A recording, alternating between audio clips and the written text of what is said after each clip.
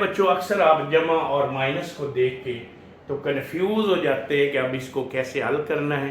تو آئیے آج سیکھتے ہیں sign rules of addition and subtraction, یعنی جمع اور منفی کی علامتوں کے اصول ہم سیکھتے ہیں.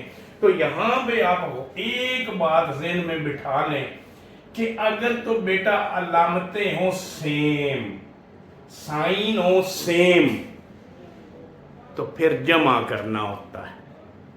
سائن سیم ہو، یہ سائن مائنس کا ہے، یہ بھی سائن مائنس کا ہے، تو ان دونوں رقموں کو آپ نے جمع کرنا ہے اور علامت مائنس کی ہی لگانی ہے.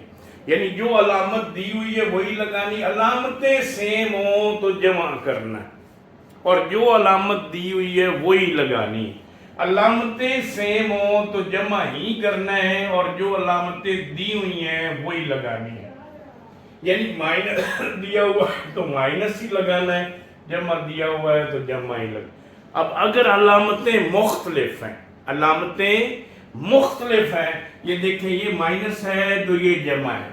علامتیں مختلف ہوں تو تفریق کرنا ہے، علامتیں مختلف ہوں تو تفریق کرنا ہے.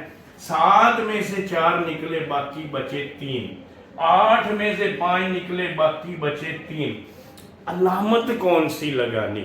جو آپ کے پاس بڑی رقم ہوگی نا اس کی جو علامت ہے آپ نے وہ علامت لگانی. جو بڑی رقم ہوگی نا اس کی جو علامت ہے آپ نے وہ علامت لگانی. تو ذہن میں بٹھا لیں، علامتیں سیم ہوں جمع کرنا ہے، علامتیں مختلف ہوں مائنس کرنا ہے.